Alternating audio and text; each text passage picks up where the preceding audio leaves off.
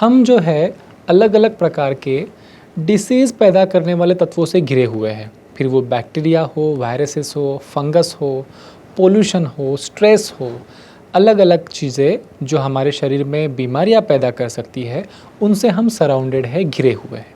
इन सारी चीज़ों से आपके शरीर को जो बीमार होने से बचाता है, उस सिस्टम को हम कहते हैं इम्यूनिटी। इम्यूनिटी ये कोई एक चीज़ नहीं है, ये अलग अलग फंक्शंस का मिलके एक समूह है जो साथ में काम करता है और आपके शरीर को बीमार होने से बचाता है। हमारे भारत में लगभग 20.8% लोग ऐसे हैं जिनमें इम्यूनिटी रिलेटेड प्रॉब्लम्स हैं। हर किसी छोटी मोटी बीमारी के लिए हम क्या करते हैं, हम गोली खा लेते हैं, दवा खा लेते हैं।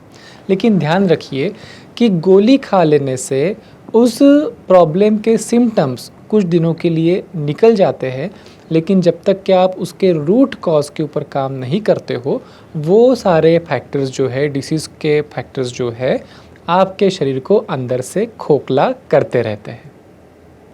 अलग अलग इन्फेक्शंस के लिए जब आप कोई एंटीबायोटिक खाते हो, बैक्टीरिया को मारने वाली, फंगस को मारने वाली, वायरस को मारने वाली दवाइयाँ आप खाते हो, तब ये सारी दवाइयाँ आपके शरीर की ताकत नहीं बढ़ाती है रोगों से लड़ने के लिए। वो दवाइयाँ इन माइक्रोब्स को मारने के लिए बनी हुई होती है। और जैसे जैसे आप ये दवाइयाँ बार बार खाते हो और सारे के सारे माइक्रोब्स नहीं मर पाते, उनमें से जो माइक्रोब्स बच जाते हैं, उनसे आगे आने वाली जो पीढ़ियाँ है, उनके ऊपर ये दवाइयाँ काम नहीं करती।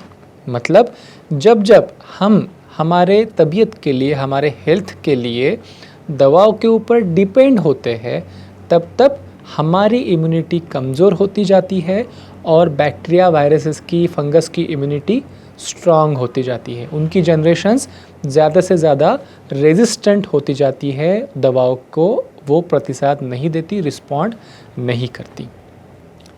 तो इन सब का उपाय क्या है? इन सब का उपाय ये है कि आपने हमेशा ये ध्यान रखना चाहिए कि आपकी जो अंदरूनी ताकत है अलग अलग बीमारियों से बचने की और लड़ने की, वो हमेशा स्ट्रांग होनी चाहिए।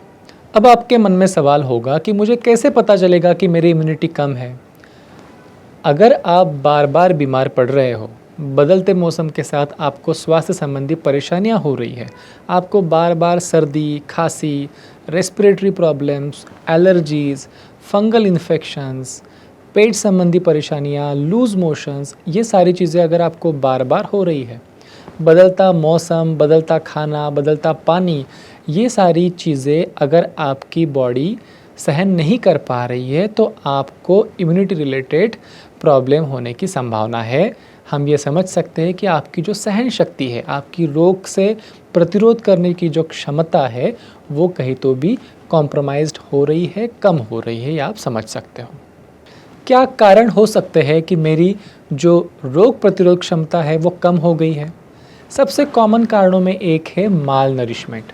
अगर आपका न्यूट्रिशनल स्टेटस, आपके शरीर का पोषण, आपका खान पान अगर सही नहीं है, तो आपके इम्यूनिटी के ऊपर इसका बहुत बुरा असर पड़ता है। दूसरा इम्पॉर्टेंट कारण है स्ट्रेस। अगर आप बहुत ज़्यादा समय से स्ट्रेस में हैं, तो स्ट्रेस रिलेटेड जो हार्मोन होता है कॉर्टिज़ोल, वो आपके इम्यूनिटी को सप्रेस कर देता है, आपके इम्यूनिटी को रोक देता है और आपकी इम्यूनिटी रोगों के अगेंस्ट आपको बचाने में सफल नहीं हो पाती, उसका काम कम हो जाता है। तीसरा कारण है अलग अलग प्रकार के एडिक्शंस।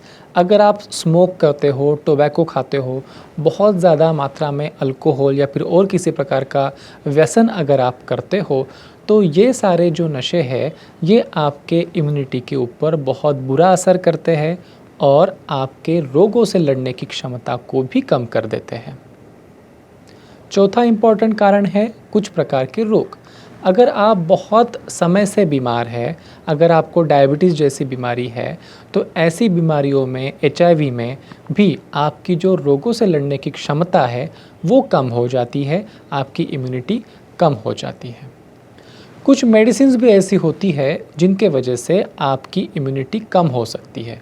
अगर आप स्किन रिलेटेड प्रॉब्लम के लिए, जॉइंट्स रिलेटेड प्रॉब्लम के लिए या फिर किसी और हेल्थ इशू के लिए स्टेरॉइड्स टाइप की अगर मेडिसिन्स ले रहे हो, या फिर कुछ अन्य मेडिसिन्स भी होती है जो आपके इम्यूनिटी के ऊपर बुरा असर कर सकती है, जिनकी वजह से आपकी इम्यूनिटी कम हो सकती है। तो इन सारे कारण हो सकते हैं आपके इम्यूनिटी कम होने के पीछे।